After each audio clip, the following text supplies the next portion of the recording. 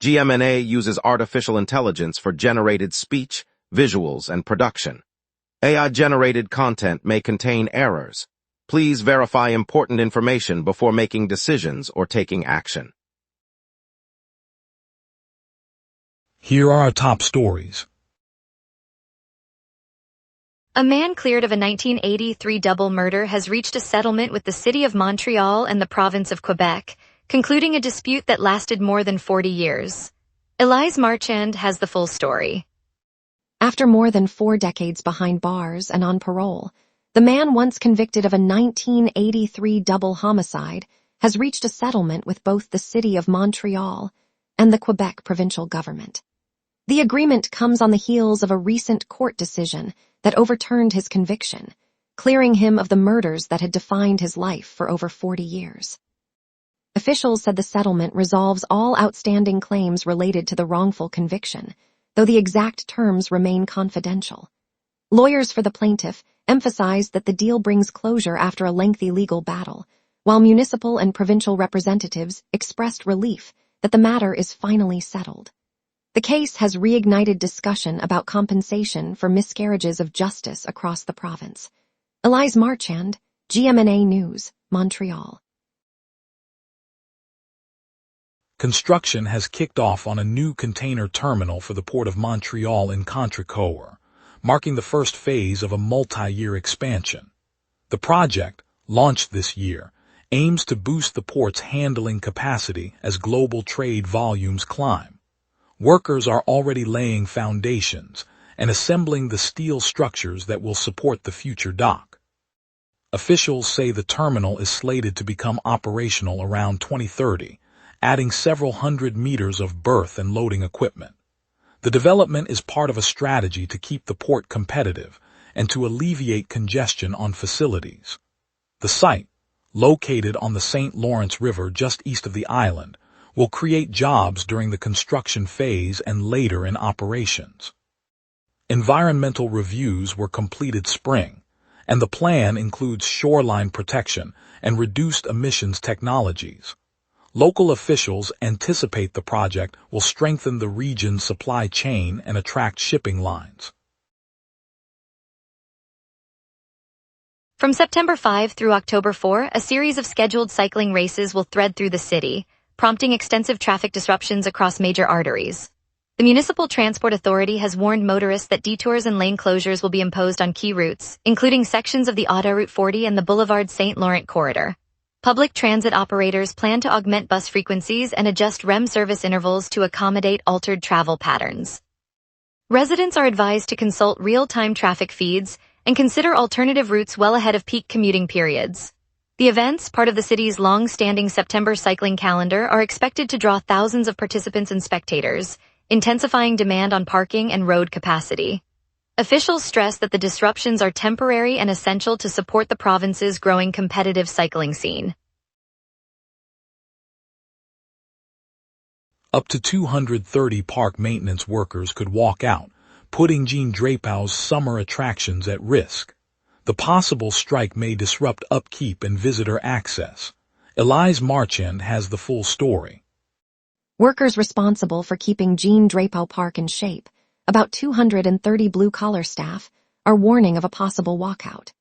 The labor dispute, still unfolding, could bring routine upkeep to a halt, from lawn mowing and trash collection to playground repairs and seasonal landscaping. Park officials say the team handles everything that keeps the island's pathways, beaches and green spaces open to the public, and a shutdown would likely force closures or reduced services. Negotiations are ongoing, but no timetable has emerged for a resolution. As the summer crowds head to the park, residents and tourists alike may soon see fewer staff on the ground and a quieter, less maintained landscape. Elise Marchand, GMNA News, Jean Drapeau Park. Municipal leaders across Quebec are issuing a coordinated appeal to all provincial parties as the election campaign draws near. In statements released today, mayors and borough council presidents urged parties to place homelessness, affordable housing, and aging infrastructure at the forefront of their platforms. The request comes as the campaign is slated to launch within weeks, and officials argue that local governments will be responsible for implementing any new policies. They stress that without concrete commitments, municipalities risk facing mounting pressure on shelter systems and deteriorating roads and transit links. Representatives from Montreal's Plateau, Quebec City's Saint Foy, and smaller towns such as Saint Jérôme have signed a joint declaration, asking candidates to meet with councils before nominations close. Party leaders are expected to respond before the official campaign kickoff. The move underscores the growing pressure on parties to align provincial agendas with on-the-ground realities across the province. We'll dive into why the Quebec Government Engineers Union called off its strike and what that means for commuters. We will be right back. Every day, important stories happen across the city before any news crew arrives. Sometimes the very first person at the story is you. When you witness something newsworthy, open the GMNA Citizen Reporter app and start your report. The app guides you through every step while your report is delivered directly to the GMNA newsroom. Every submission is reviewed by our editorial team, and approved reports may be featured on GMNA. Get the GMNA Citizen Reporter app today at my.gmna.ca. Your city, your news. Welcome back. The Quebec government announced that the Engineers Union, representing roughly 1,900 Ministry of Transport staff, will call off its strike on Monday morning. Negotiators say the agreement reached addresses the key concerns that prompted the work stoppage, allowing engineers to return to duties across the province. Officials expect road projects and traffic management to resume without further disruption. Transit authorities anticipate clearing a backlog of maintenance work as engineers resume field assignments. The ministry plans to coordinate a phased re-entry of personnel. Union leaders will notify members of the termination at 7 a.m., and a joint statement will be released outlining the terms. This development ends a weeks-long impasse that had left commuters facing delayed repairs and altered schedules. The government thanked the workforce for their patience and reaffirmed its commitment to maintaining safe infrastructure. New agreement boosts electricity from the Churchill Falls project by 40%, expanding generation capacity for Newfoundland and Labrador and Quebec, strengthening inter-provincial energy cooperation. Elise Marchand has the full story. The new Power Pact signed this month lifts the flow from the Churchill Falls generating station to Quebec by roughly 40%, adding a sizable boost to the province's grid. Under the agreement, Newfoundland and Labrador's government and Hydro-Quebec will expand the output capacity of the hydro complex, giving both sides more electricity to meet growing demand. Officials say the deal deepens energy cooperation and secures a larger share of the plant's output for Quebec while still preserving the existing export framework. The contract, finalized in August, builds on decades-long arrangements that have seen Labrador's water power feed Quebec's network, now with a significant increase in volume. Elise Marchand, GMNA News, Labrador.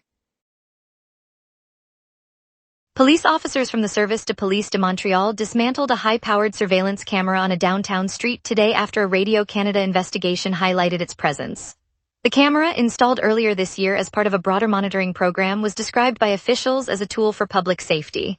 The broadcast raised concerns about privacy and the reach of police technology, prompting city officials to order the equipment's removal. Spokespersons for the police department confirmed the device was taken down and that a review of the surveillance policy is underway. No arrests or incidents were linked to the camera, and authorities emphasized that the action does not affect ongoing crime prevention efforts. The episode adds to a growing debate over the balance between security measures and civil liberties in the province. City inspectors have won a court order allowing them to enter a downtown property that officials suspect houses illegal, windowless, and unsanitary units. A lawyer had previously barred municipal crews from the building, arguing the city lacked proper authority. The judge's ruling overturns that objection, granting inspectors immediate access to assess safety and compliance with housing standards. Officials say the investigation could uncover violations that endanger tenants and breach provincial regulations. The move follows growing concern over hidden rentals that operate outside the legal framework, often lacking basic ventilation and sanitation. City Hall confirmed teams will begin the inspection within hours, documenting conditions and preparing any necessary enforcement actions. The building, located in a mixed-use neighborhood, has drawn complaints from nearby residents about foul odors and mold. The decision underscores the municipality's commitment to protect vulnerable residents from unsafe living environments. Quebec Police Services are posting a growing number of AI-generated images on social media, highlighting law enforcement's expanding use of the technology amid rising online content. Antin Prevost has the full story. Police units across Quebec have stepped up their presence on social media, posting a growing stream of images created by artificial intelligence tools. The pictures, which range from reconstructed crime scenes to imagined suspect sketches, are being shared on official Twitter and Facebook pages alongside traditional updates. Officers say the technology helps visualize information quickly, especially when photographic evidence is unavailable or when they need to illustrate a scenario for public awareness. Critics, however, note the surge adds to the flood of AI-generated content online, making it harder for viewers to distinguish authentic footage from synthetic renderings. The police department stressed they label the material as computer-generated, but the rapid increase is evident in the feeds. Antin Prevost, GMNA News, Montreal. Let's get a look at tonight's forecast and see how the weather will shape your evening. A ridge of high pressure and a swift northwest jet stream are locking down tonight's calm, clear night. The all-time high for this date stands at 30.1 degrees, set in 2024 during a late summer heat surge that pushed the city into the mid-30s for several days. The record low is 12 degrees, recorded in 2014 when an Arctic dip slammed through the Great Lakes region, dragging temperatures well below normal. By contrast, the climate normals hover around 26 for the high and 16 for the low, making today's expected 26 maximum feel right on the climatological sweet spot. The live radar shows no echoes across the province, a completely empty picture. A high-pressure dome over southern Quebec caps upward motion, while the jet stream races northwest at roughly 116 kilometers per hour, steering any stray moisture east of the St. Lawrence. With the atmosphere stable and dry, the next rain band won't reach us for at least 12 hours, leaving Montreal with a clear night. I now turn to tonight's outlook. At 11 p.m., the city sits under a clear sky with a temperature of 19 degrees, humidity 58%, and a dew point of 12 degrees. Light northwest wind blows at 4 kilometers per hour, and pressure is rising as a high-pressure ridge builds aloft. This setup traps warm air near the surface, while the fast northwest jet stream aloft keeps upper-level disturbances at bay. Overnight temperatures will fall to 13 degrees as radiational cooling proceeds under clear skies. By morning, the sun rises into a mild day, climbing to a high of 26 degrees.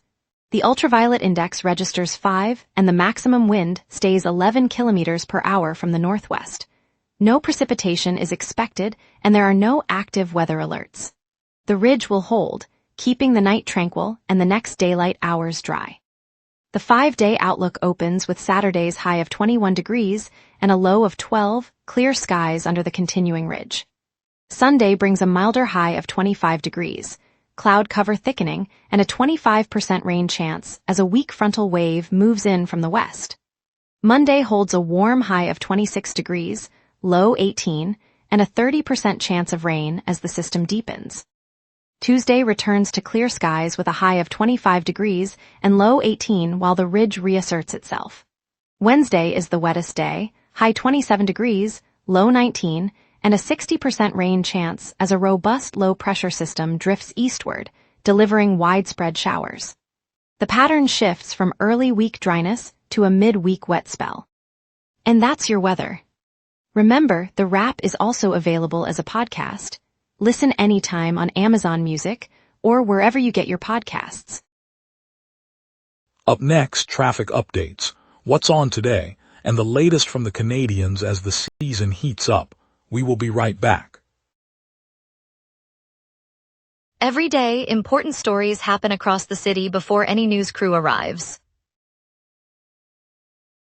Sometimes the very first person at the story is you. When you witness something newsworthy, open the GMNA Citizen Reporter app and start your report. The app guides you through every step while your report is delivered directly to the GMNA newsroom. Every submission is reviewed by our editorial team, and approved reports may be featured on GMNA. Get the GMNA Citizen Reporter app today at my.gmna.ca. Your city, your news. And now here's Jason with sports. The Canadiens are busy building roster moves, prospect pipeline, and star power abroad. Montreal locked up forward Sasha Pastujov on a one-year, two-way deal for the 2026 to 2027 season. Acquired from Anaheim, Pastujov now slots into a forward group competing for jobs. Two-way structure means Laval is the safety net, but the door to the NHL roster is open. Juraj Slavkovsky is a hero back home. He claimed Slovakian Hockey Player of the Year for the fourth time and became the first-ever honorary citizen of the village of Budimir. That is the kind of recognition that tells you this kid's ceiling is still rising, and Montreal fans know it. At the 2026 draft, the Canadiens' front office made a statement with a quiet move, trading up 4 spots late in the second round to grab Timofey Runso, a player who slipped through undrafted in 2025. Montreal's scouting staff spotted something. Training camp will start answering what? Training camp is coming. The Canadiens' picture gets clearer every week. Thanks, Jason. Welcome back. Automatic low-speed test trains have begun running on the REM's airport branch this week, marking progress toward completing the Montreal-Trudeau segment by the end of 2027. Antin Prevost has the full story. Automatic low-speed test trains have rolled onto the future REM tracks that will link downtown Montreal to the Trudeau Airport, beginning this week of August 13, 2026. The driverless units are cruising at reduced speed, while engineers verify signaling, power, and tunnel clearances along the new branch. The trial runs are part of the plan to have the airport segment fully operational by the end of 2027, completing the larger REM network that is stitching together suburbs, downtown, and the airport. Officials say the test will continue through the coming weeks as they fine-tune the system before passenger service begins. Today, Antin Prevost, GMNA News, Dorval.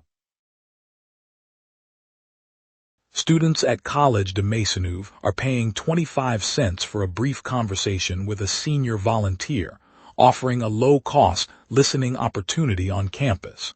Camille Dowsett has the full story. Students at College de Maisonneuve can sit down with a senior volunteer, pose any question they like, and receive a listening ear, all for a symbolic fee of 25 cents. The initiative, launched this semester, pairs curious undergraduates with an elder who shares life stories, cultural memories, and personal advice. Participants say the low cost removes any barrier and encourages open dialogue across generations. Sessions run on campus in a quiet lounge, lasting about half an hour, and are booked through a simple online form. Organizers hope the modest charge underscores the value of intergenerational exchange while keeping the experience accessible to every student today. Camille Dowsett, GMNA News, Montreal. Thank you, Montreal, for joining us on the wrap. Tonight's look at the police removal of a high-powered surveillance camera reminded us how community vigilance shapes our city. We appreciate your trust and will be back tomorrow with more of the stories that matter to you. Stay safe and see you then.